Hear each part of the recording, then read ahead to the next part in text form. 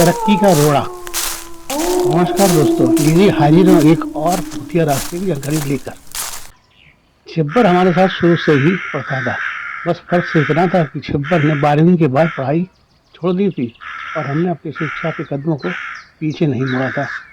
या यूँ कह लीजिए कि हम शिक्षा के क्षेत्र में पीछे नहीं रहना चाहते थे और एक के बाद एक उच्च कक्षाओं को पार करते हुए आगे बढ़ते जा रहे थे।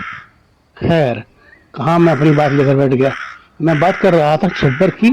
छिब्बर ने पढ़ाई इसलिए छोड़ दी थी क्योंकि उसके पिता चाहते थे कि उसका बेटा अब उनके साथ उनका बिजनेस संभाले और बिजनेस के लिए 12वीं तक की शिक्षा काफी थी।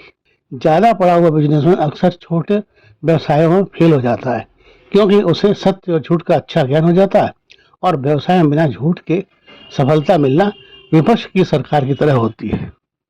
छिब्बर ने अपने पिता की किराने की दुकान संभाल ली थी। अचानक एक दिन छिब्बर के पिता सुबह जब अपनी दुकान खोलने अपनी बाइक से जा रहे थे कि तभी किसी ट्रक वाले ने उनकी बाइक पर टक्कर मार दी, जिससे छिब्बर के पिता की उसी समय दुर्घटना स्थल पर ही मृत्यु हो गई थी। अब दुकान का सारा कारोबार छिब्बर को ही असमय ही संभालना पड़ा। वैसे कुछ दिनों से उसने अपने पिता के साथ दुकान का काम अपने पिता के साथ बैठकर सीखा था, लेकिन अभी वह दुकानदारी में पूरा परफेक्ट नहीं हुआ था। लेकिन होनी को कौन टाल सकता है, जो होना होता है होकर ही रहता है। पिता की मृत्यु के बाद छिब्बर ने दुकान पर बैठना शुरू किया। दुकान में काम करने वाले दो लड़के थे, इस कारण छिब्बर को कोई खास परेशानी नहीं हुई कारोबार संभालने में, क्योंकि दोनों लड़के काफी समय से उसी दुकान पर काम कर रहे थे। दुकान पर ग्राहकों की आवाजाही भी ठीक ठाक थी, जिससे छिब्बर का छोटा सा परिवार, जिसमें छिब्बर की माताजी, दो छोटी बहनें, एक छोटा भाई, सबका जीवन आराम से गुजर रहा था। समय अपनी घर से चल रहा था। छिब्बर की दुकान पर काम करने वाले दोनों लड़कों को शराब पीने की आदत थी, लेकिन जब तक छिब्बर के पिताजी दुकान पर बैठते थे, दोनों लड़के दुकान के भीतर शराब नहीं पीते थे। लेकिन उनकी मृत्यु होते ही उन दोनों लड़कों ने कुछ ऐसा किया कि छिब्बर को भी शराब की लत लग गई। धीरे धीरे हालत यह हो गई कि शाम होते ही दुकान के अंदर ही तीनों यानी दोनों लड़के और छिब्बर शराब पीने लगे। पहले तो ग्राहकों से चोरी छिपे दुकान के भीतर ही बने कमरे में बैठकर तीनों शराब पीते थे, लेकिन एक दिन ऐसा आ गया कि दुकान की गद्दी पर भी बैठे बैठे छिब्बर ने शराब के घूंट भरना शुरू कर दिए। धीरे धीरे दुकान में ग्राहकों का आवागमन कम होने लगा। जब दुकानदारी घटने लगी तब छिब्बर ने एक लड़के को नौकरी से निकाल दिया। धीरे धीरे धंधा मंदा ही होता चला जा रहा था। एक लड़के की तनख्वाह और घर का खर्च चलाना भी दूभर होने लगा। एक दिन मैं भी घर का कुछ सामान लेने छिब्बर की दुकान पर चला गया। शाम का समय था। छिब्बर अपना सिर पकड़े दुकान की गद्दी पर बैठा हुआ था। मैंने उसके लड़के को अपने सामान की लिस्ट पकड़ा दी। लड़का जो जो सामान उसकी दुकान में था निकालने लगा। मैंने छिब्बर से कहा, अब तो तू सेठ जी बन गया है और सुना कैसी कट रही है।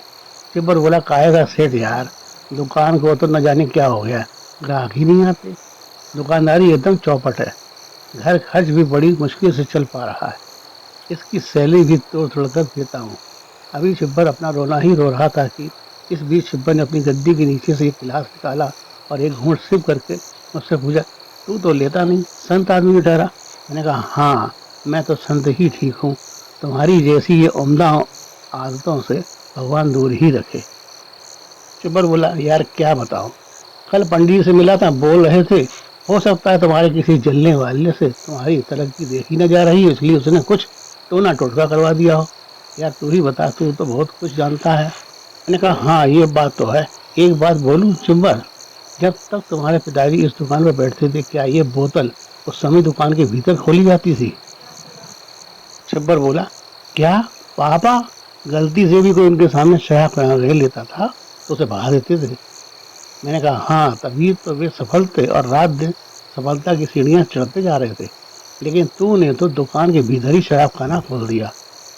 छिब्बर, तेरी दुकान में कोई टोना टोटका या कोई भूत प्रेत नहीं है, न ही कोई तेरे से चलता है।